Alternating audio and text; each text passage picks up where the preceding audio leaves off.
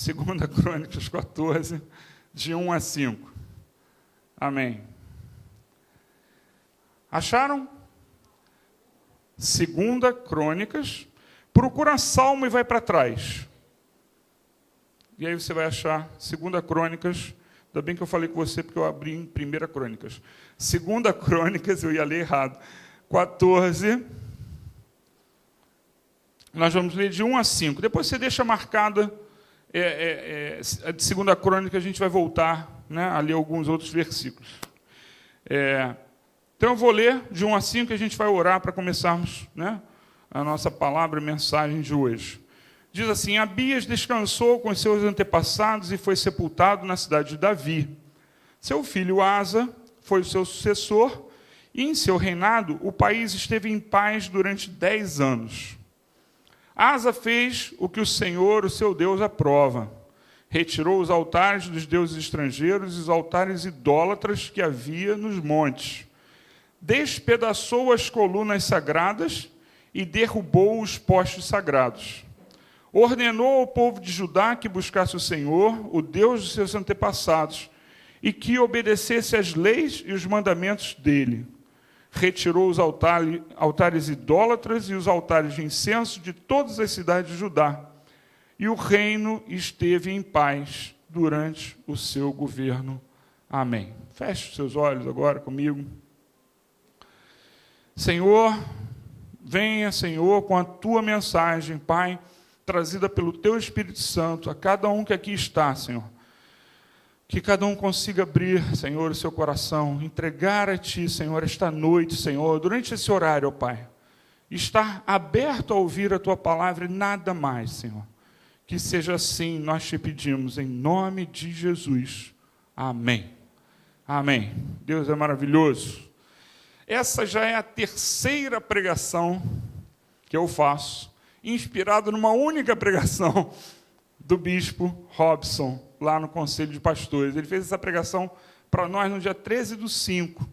Mas Deus, né, eu não sei se assim acontece com você, mas Deus ele vai falando, eu espero que seja assim com você também, né? Ele vai falando, né? E quando aquele homem falou, o bispo Robson falou, eu fui anotando coisas, né? E ficou muito rico. Não dava para eu chegar e transmitir, né, de uma vez só aquilo que Deus tinha posto no meu coração durante aquela pregação, porque Ele fala a nós. Então, foi muito rico para mim, né, aquela pregação, e por isso, pela terceira vez, eu estou falando sobre o rei Asa, né? Mas não fique preocupado, você vai ouvir coisas diferentes nessa noite, amém? Você que já ouviu as outras duas pregações, não se preocupe. Bom, Asa, ele viu o que estava errado e fez o que Deus queria, o que Deus aprova, está aqui, né? Ele fez o que Deus aprova. Ele tinha 10 anos, né, de reinado de paz, mas ele não esfriou por causa disso, ele não se acomodou. Apesar de ter paz há 10 anos, nós podemos ver, né, que ele não ficou parado. E aí eu ouço o que eu vou dizer para você. Você e eu não podemos viver das glórias do passado. Não existe isso. Existe um ditado popular que diz que quem vive de passado é museu. Foi péssima a sua interrupção, mas museu. Museu vive do passado, né? Então, quem vive do passado é museu. Quem vive da glória do passado, se é crente, se crê no Senhor Jesus Cristo, está arriscado a cair. Preste atenção. Nós não podemos viver do passado. Nós temos um presente com Deus. Nós temos uma vida com Deus. Nós temos que viver o hoje com Jesus e não pensar no que Ele já fez. Porque isso é um erro, um grande erro. Se o seu passado foi maravilhoso, ótimo. Não viva nele. Viva o presente. Hoje tem algo para melhorar. Esta é a ideia. Você teve algo maravilhoso no passado? Viva o presente. Não fique relembrando como foi maravilhoso, quando eu tinha essa idade e tal, né? Eu fui dirigente de louvor. Era maravilhoso. Porque para ser dirigente de louvor, né, Fabiano, ele tem que se recolher, ele tem que buscar em Deus inspiração, ele tem que, ele tem que estar em contato com Deus de uma forma, né, diferente do que você, até do que eu faço. É diferente quem prega a palavra e quem faz o louvor. Então, foi uma época maravilhosa, muito boa. Só que eu estou no presente. Não sou mais eu, dirigente de louvor. E quando eu canto aqui, alguém reclama. Jonathan não está aqui. Jonathan está sempre regando, pastor, não canta não. Meu Deus do céu. Tem que ser misericordioso com ele. Mas, ninguém pode viver do passado. Você não pode viver das glórias do passado, das coisas boas que te aconteceram no passado. Viva o presente. E aí eu digo para você, também não viva das coisas ruins do passado. Viva o presente. É o presente que importa, né? Vou pedir para você deixar aberto, versículos 6 e 7 do capítulo 14, diz assim: também construiu cidades fortificadas em Judá, aproveitando esse período de paz. Ninguém entrou em guerra contra ele durante aqueles anos, pois o Senhor lhe deu descanso. Disse ele ao povo de Judá: vamos construir estas cidades com muros ao redor, fortificadas com torres, portas e trancas. A terra ainda é nossa, porque temos buscado o Senhor, o nosso Deus. Nós o buscamos e ele nos tem concedido paz em nossas fronteiras. Eles, então, as construíram e prosperaram. Gente, ele já tinha tirado os ídolos. Ele pediu ao povo que buscasse ao Senhor. Ele retirou os altares, os postes ídolos, né? Ele podia descansar, não podia. Ele já tinha feito coisa dessa.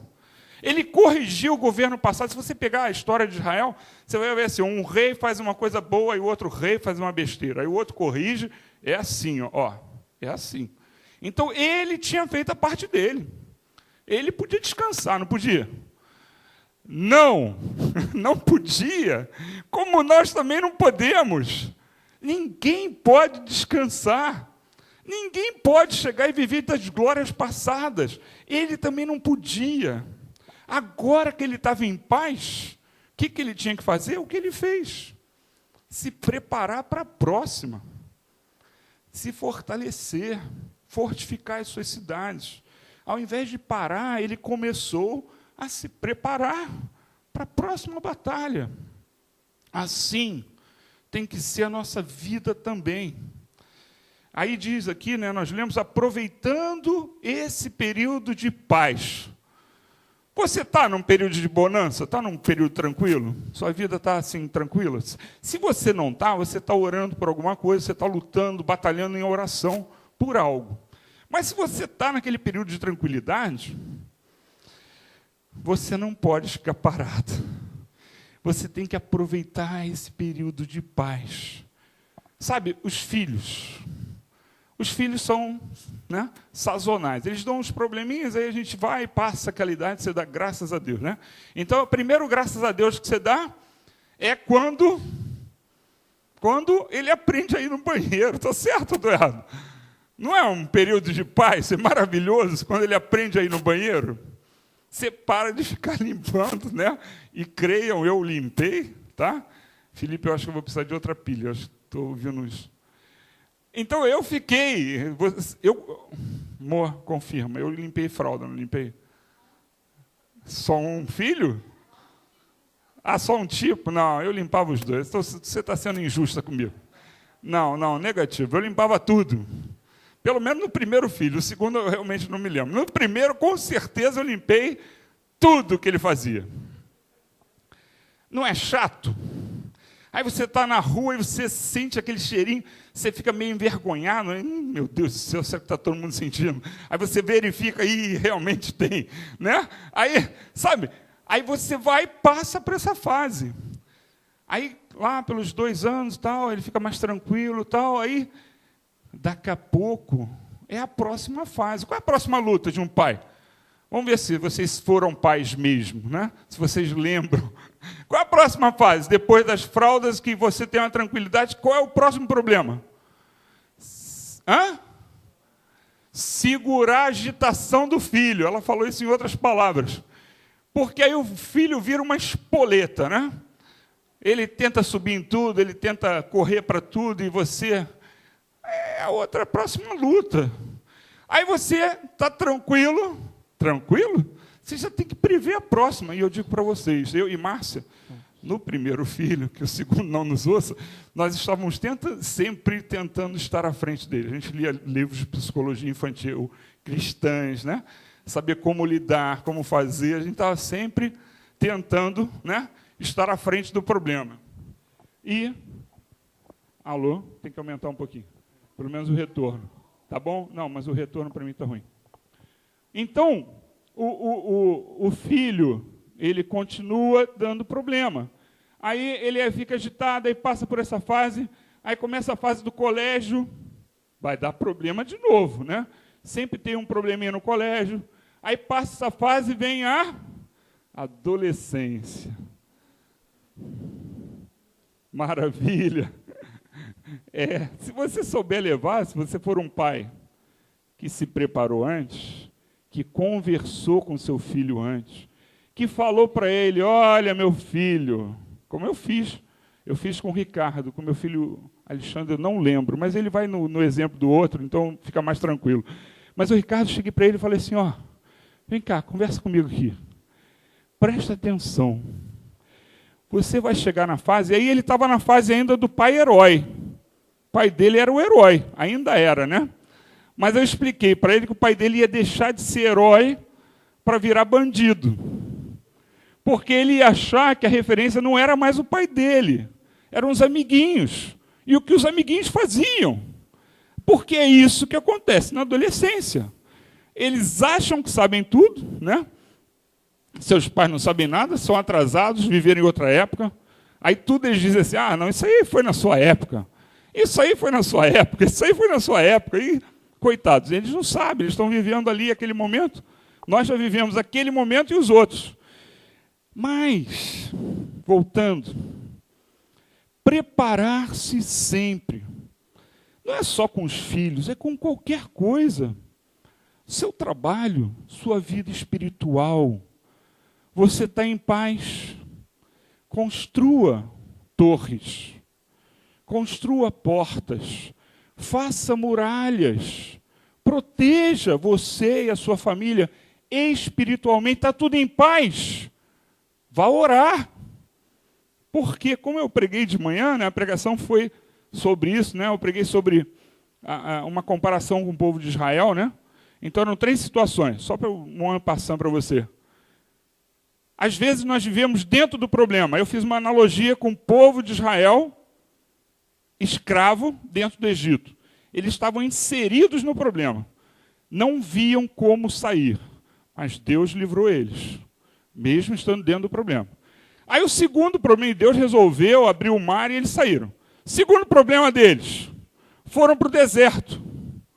Qual era o problema agora? Acompanhava eles as restrições do deserto. Falta de comida, falta de água, né? Não tem onde parar, não tem conforto e tal. Aí Deus fez o que com eles? A Bíblia eu li, né, para eles, né, de manhã, para quem estava aí. Deus foi conduzindo eles o tempo todo, suprindo. Eles foram supridos nas suas roupas que não se gastaram, seus sapatos estão incluídos nisso, né?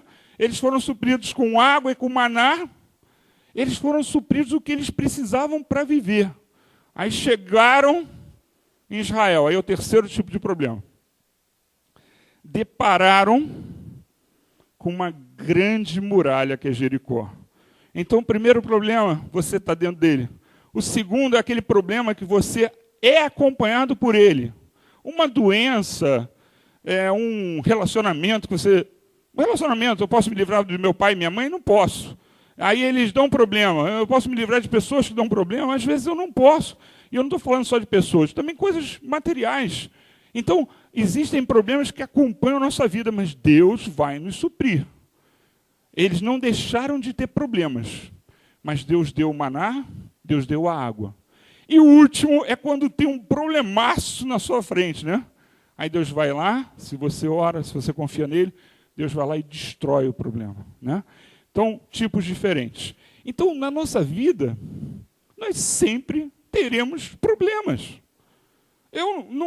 Jesus falou isso, não são minhas palavras. Quem diz o contrário está mentindo, porque Jesus falou, né, que nós teríamos problemas. No mundo tereis aflições. Tende. Por quê? Agora todo mundo. Ó. No mundo tereis. Tende. Por quê? Nós venceremos com ele. Mas nós temos que nos prevenir. Se você está tudo bem com seu filho, ore por ele. Está tudo bem no relacionamento com seu marido, sua esposa, ore por eles. Se está tudo bem no seu trabalho, ore por ele. Vocês entendem que a gente não pode ficar esperando a guerra eclodir. Nós temos que fazer isso antes. Existe uma frase, né, que eu descobri, eu fui tentar descobrir quem tinha falado, e eu não consegui, porque existe um hino do Exército que fala isso, então não deu para descobrir, mas existe, eu não quis chutar que é Sun Tzu que falou, porque eu não sei se foi ele, tá? Aliás, eu acho que não foi ele. Foi um brasileiro que falou isso e virou um hino do Exército. E aí eu, na internet, que eu entrava nesse hino, não consegui. Mas diz assim, na paz, lembrai-vos da guerra. Gente, é isso. Você está em paz? Lembre-se de que há lutas. E se previna. E pense no seu filho crescendo. E pense no seu trabalho evoluindo. Pense em tudo e não fique tranquilo. Porque esse homem, Asa, ele estava em paz. Deus tinha dado paz para ele. Mas ele foi sábio. Ele se preparou para a próxima batalha. E ela veio. E ela veio de uma forma contundente, uma forma firme, né, contra ele. Se ele não tivesse preparado, ele talvez esmorecesse na fé dele, aí ele perderia tudo, né? Mas não foi isso que aconteceu, né? Então, nós precisamos nos preparar. Levante suas defesas espirituais. Se a sua vida está correndo bem, tenha visão espiritual do que é a vida. E se prepare espiritualmente, levante suas defesas. Sabe, essa frase, né? Lembrai-vos da guerra, parece que estava inspirado em Asa aqui, né? Porque foi isso que ele fez. E essa frase deve nos inspirar. Sempre lembra que haverão batalhas. Não fica que haverá batalhas, né? Não fica simplesmente em berço esplêndido, né? Só o Brasil pode ficar em berço esplêndido. Nós não. Nós temos que agir espiritualmente. Se o inimigo vier, ele não vai nos vencer, porque nós estaremos preparados.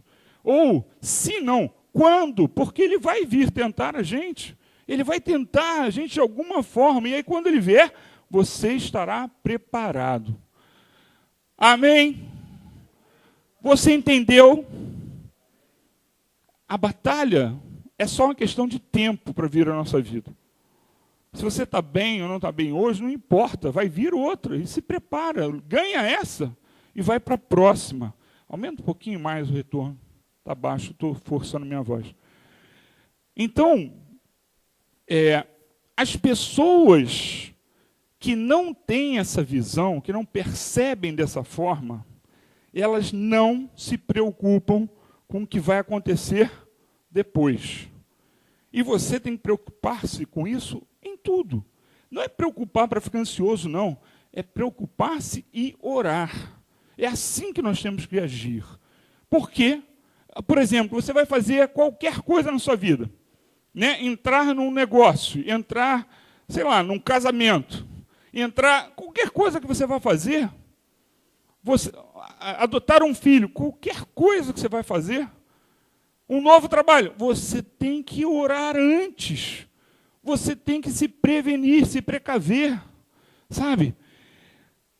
E aí você pode perguntar assim, mas o que eu tenho que fazer? Hoje eu estou tranquilo.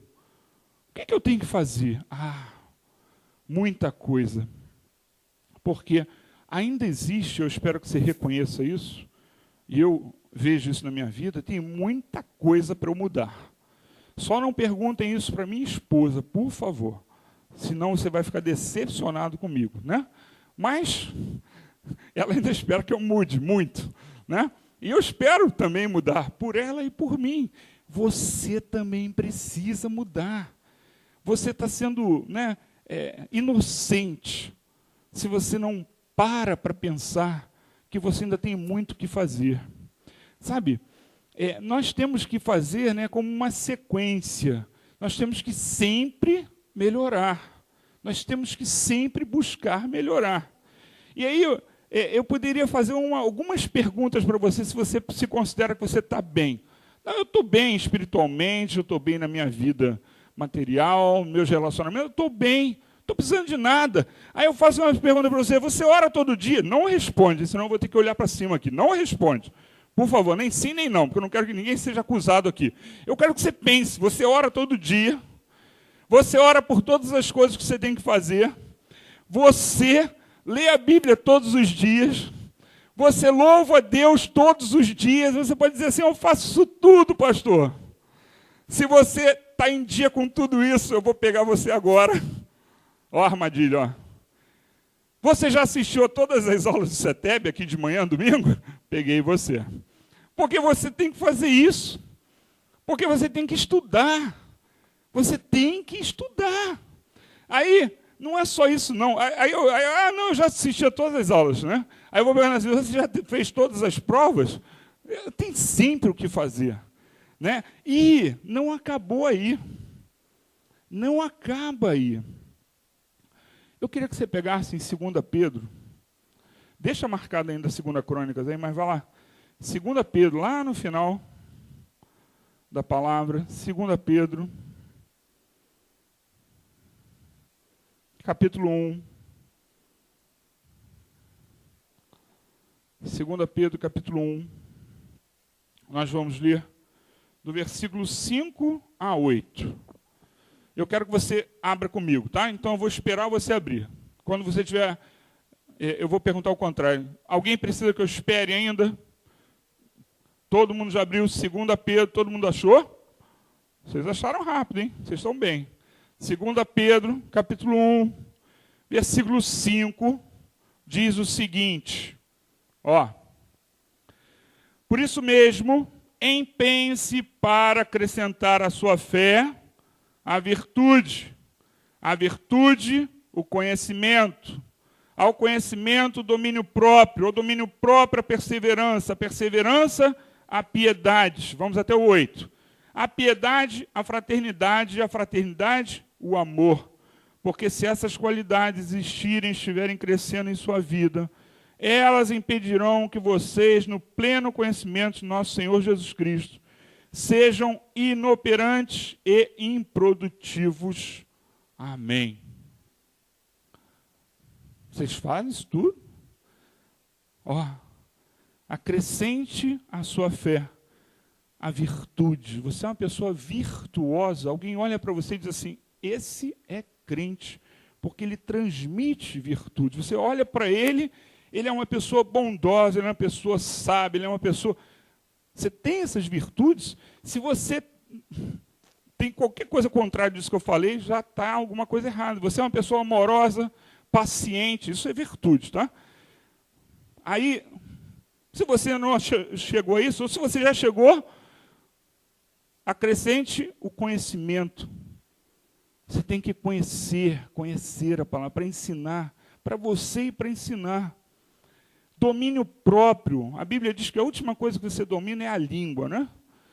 A língua. Um pequeno leme leva todo o barco. A língua leva o corpo. A língua, dominar a língua. Você já consegue dominar a língua. E aí continua, né? Domínio próprio, perseverança. Você é uma pessoa que consegue passar por um período muito difícil. Imagina assim a vida de Jó. Jó passou por aquilo, ele teve perseverança. Você tem essa perseverança? Será que Deus pode jogar uma carga em cima da sua vida para usar a sua vida como exemplo na palavra de Deus? Porque foi isso que ele fez com Jó. Nós temos nós temos a vida dele como nosso exemplo assim, de o que fazer, né? E que alguém sofreu muito e Deus, no final, restituiu o que ele perdeu e ele teve perseverança, né? E aí você vai ver, né? Piedade, ser pessoa piedosa é uma pessoa que busca os valores espirituais. Não é dar esmola, é uma outra coisa. Piedosa, né? Existe um movimento pietista na Alemanha. A ideia desse movimento era voltar às origens da igreja, tá? Então, piedosa é uma pessoa que não é só ser uma pessoa bondosa, né? De dar esmola. Piedosa é aquela pessoa que vive os valores cristãos, né? Então, e aí a fraternidade, né? E por último o amor. Fraternidade é o amor ao próximo e por último o amor de uma forma geral. Então, sabe, nós sempre temos o que fazer. Sempre.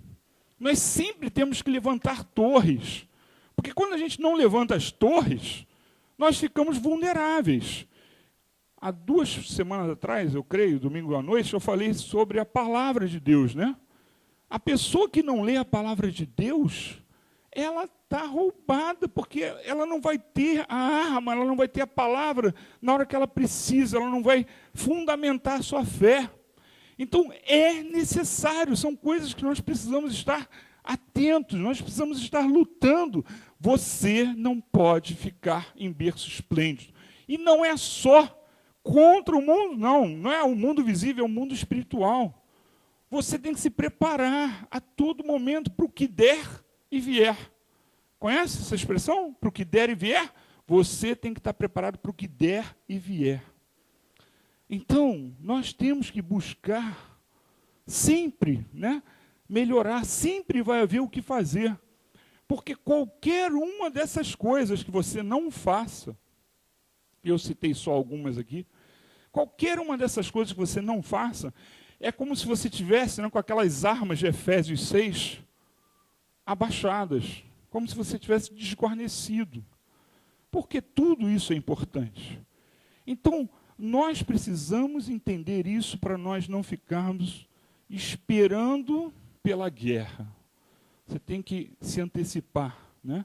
E tem que se preparar para qualquer coisa que possa vir à sua vida. Você está preparado? Imagina uma coisa que seja...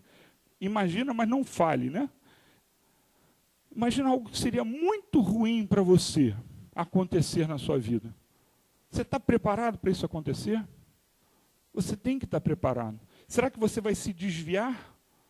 Será que você vai desistir da sua vida espiritual se isso acontecer? Será que uma grande decepção, uma grande luta vai tirar você da sua vida espiritual? Vai fazer com que você desista? Aí eu vou dizer para você, se isso acontece, se for acontecer, ou se já aconteceu, é porque você não estava preparado para a próxima batalha. Você, chegou uma hora que você parou e ficou vivendo em berço esplêndido, esperando a luta chegar. E ela chegou e você não estava preparado. Asa, ele estruturou, voltando, né? Ele estruturou aquele país, não só materialmente, mas também espiritualmente. Ele mandou, né, que esse mandou aqui é forte, né? Eu não sei se a palavra original era essa. Ele mandou o povo buscar a Deus. Então, espiritualmente, materialmente, ele estruturou aquela nação. E nessa situação, levantou-se um grande inimigo. Eu não vou ler aqui, depois você lê. Mas nessa situação, levantou-se um inimigo com um exército de 1 milhão de pessoas. Mais 300 mil carros de combate, aquelas bigas, né? Então, não sei se você sabe, aquela biga era uma vantagem tremenda. Tipo assim, quem já jogou War, quem joga essas coisas, você sabe que existem uns valores, né? Então, uma biga vale 6 ou 7 homens. Porque o cara vai passar com um cavalo em cima, vai ter uma lança, né, muito grande. Então, aquilo era uma vantagem tremenda. Então, ele lutou com um exército assim, só que ele tinha se preparado. O povo tinha se preparado. Todos tinham se preparado. E aí, quando chegaram contra eles, eles eram só, o que é muito, né, 580 mil contra 1.300.000, somando homens e bigas, né? 1.300.000. E eles venceram. Qual seria uma luta grande demais para você? Você pode vencer. Só que você precisa de Deus, você precisa se preparar espiritualmente. Será que, por exemplo, se você é uma pessoa raivosa, que você não consegue segurar a sua raiva, então aquilo vai ser uma coisa que na hora que estiver pegando fogo o negócio, aquilo vai eclodir e pode fazer você perder a luta. Porque você não se preparou, não conseguiu ter o domínio próprio. Aí você fala demais. Na hora da briga, isso vai contar. A Bíblia diz que mais sábio é aquele que fica calado, né? Parece sábio, assim que está escrito, né? Parece mais sábio aquele que fica calado do que aquele que fala muito. Sabe? E você vai aprender um monte de coisa sobre domínio próprio. Então, tudo nós temos que nos preparar.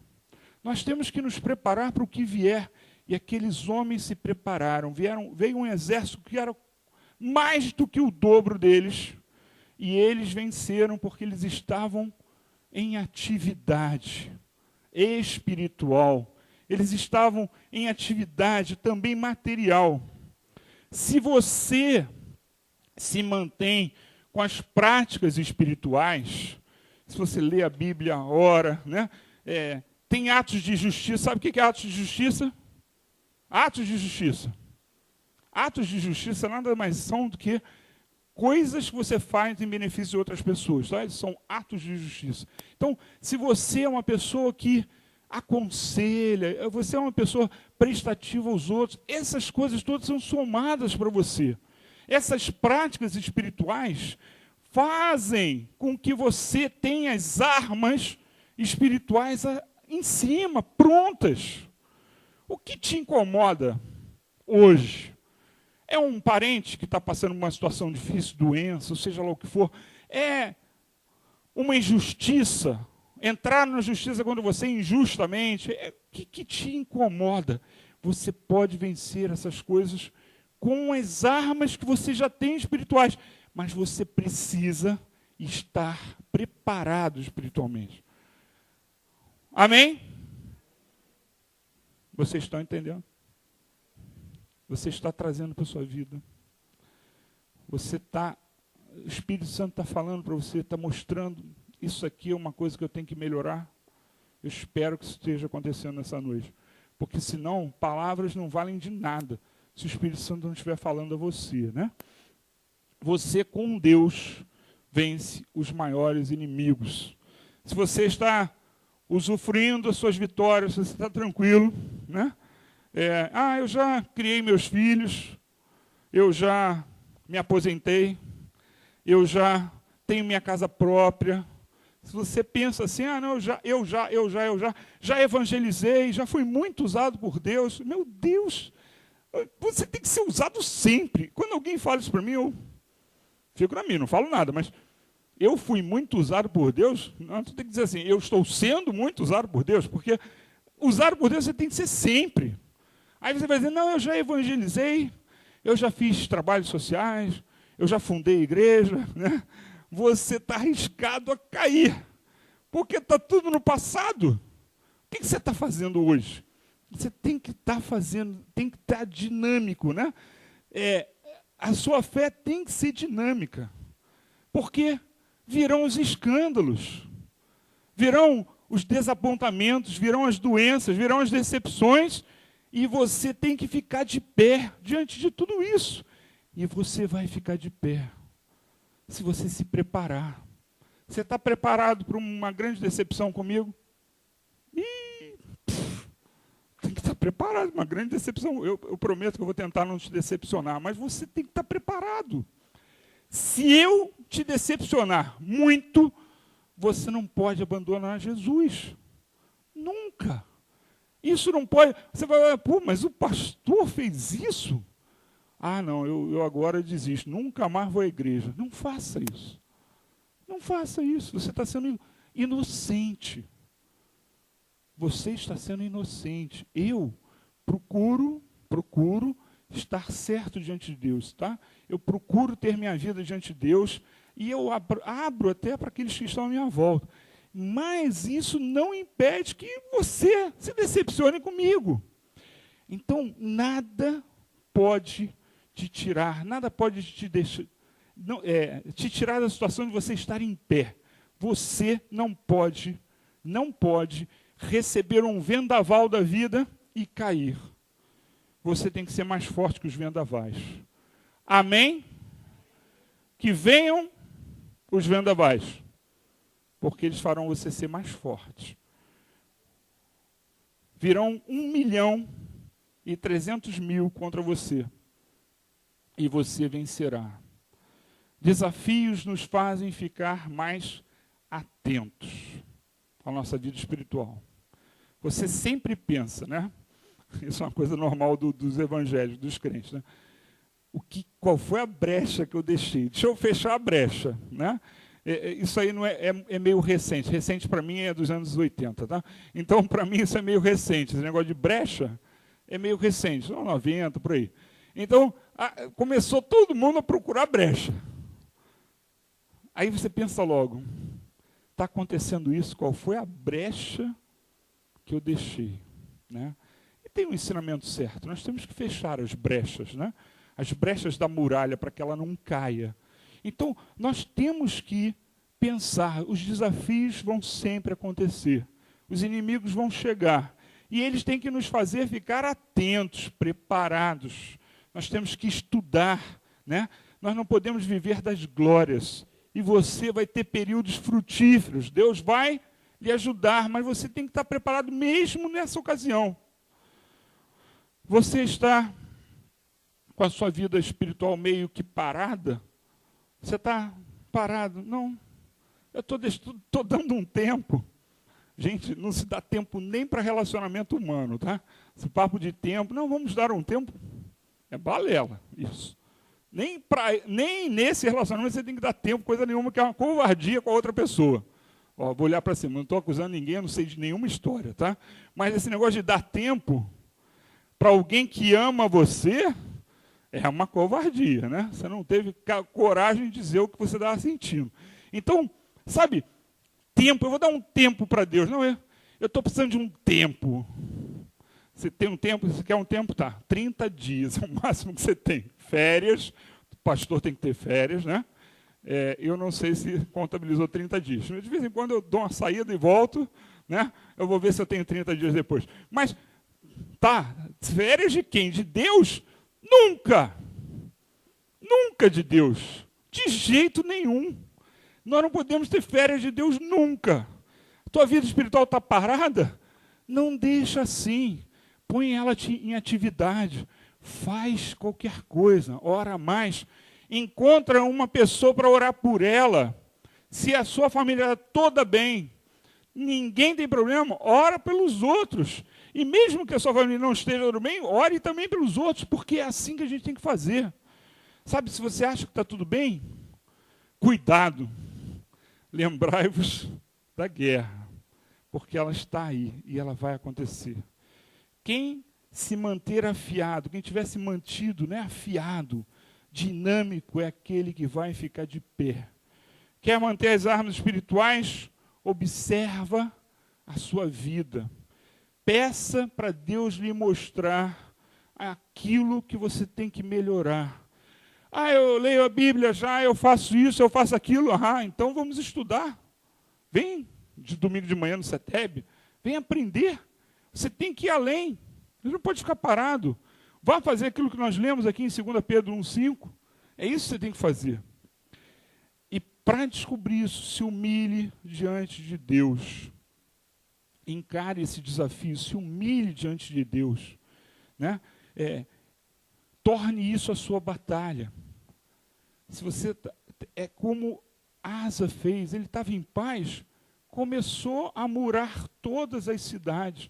Aqui no texto não dá para entender se ele fez outras cidades e murou, ou murou as que estavam, né, já prontas. Mas seja o que for, prepare cidades muradas para você. Né? Faça torres, torne, né, isso a sua batalha. Jesus disse para a gente uma coisa muito simples, que todo mundo já alcançou. Ele falou assim: sede perfeitos, porque eu sou perfeito. Acabou. Quando ele fala isso, ninguém está pronto, porque ninguém é perfeito. E nós temos que buscar em Deus qual é a nossa próxima batalha. Não entre em crise também não, tá? Puxa, mas eu tenho que fazer isso, tenho que fazer aquilo, tenho que melhorar nisso. Vai, uma de cada vez. Melhora aos poucos. Entrega a Deus e vai progredindo. Né? É isso que Ele espera de você. Ele não exige mais do que você pode fazer. Ele nem te diz mais do que você poderia aguentar. Uma vez, né? Só para finalizar aqui, uma história minha. Eu sempre achei que o pastor Flávio deveria me falar tudo que estava errado, porque ele me falando eu ia poder melhorar, não sei o que, e ele sempre se retinha. Uma vez eu provoquei ele: pô, pastor, fala aí, o que eu preciso melhorar? E ele falou algumas coisas. Eu fiquei arrasado. Arrasado. Eu falei: caramba! Eu não estava preparado para aquilo, né? Para ouvir aquilo que ele me falou. Deus, Ele não arrasa a gente, né? E Ele fez isso porque eu provoquei, né? Mas, sabe, você tem que buscar em Deus.